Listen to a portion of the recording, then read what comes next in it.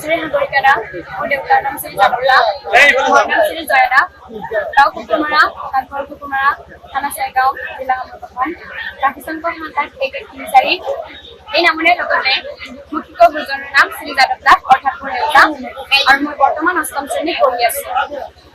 যেনিবা তোমাৰ এই নামটো চলাবৰ কিমান বছৰৰ পৰা হ'ল কিমান দিন হ'ল? বৰ্তমান আমাৰ 8 বছৰ হ'ল। আৰু তোমালোকৰ এই নামেৰে ক'ত মানে হেৰি কৰিছে?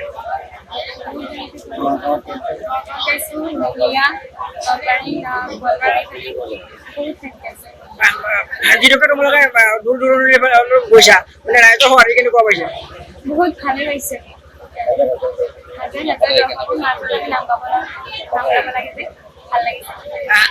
আমি যিটো তোমাৰ বহুত ভাল লাগিছে এওঁলোকে আমাক বহুত মৰম দিছে সেইবাবে এই অনুষ্ঠানটো যেন দীৰ্ঘ হয় তাৰে কামনা কৰিম। আজি আমি প্ৰায় মই জন্ম বৰ্তমান মোৰ বয়স 57 ইয়াৰ গতিকে বৰ্তমান আমাৰ প্ৰায় এই জেঠু নামটি কৰিবৰ আমাৰ প্ৰায় মোটামুটি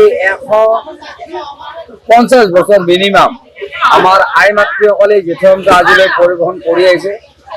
কিন্তু আজি আমাৰ যিটো জেঠুৰ নাম ধৰি ৰাইজৰ মাজত যিটো আনন্দিত হৈছো বিশেষকৈ আমাৰ কুকুৰমাৰা কলোৱে পৰা নামঘৰ দলক মাতি আনি আমাৰ আই মাতৃসকল তথা আমাৰ যুৱক যুৱতী আমাৰ যিখিনি বয়োজ্যেষ্ঠ তেওঁলোকে যিটো আনন্দিত হৈছে আমি হয়তো ভৱিষ্যত আমি যিমান জেঠু নাম পাইছো তাত আমি ইমান আনন্দিত হোৱা নাছিলো কিন্তু আজি আমি বহুতেই আনন্দিত।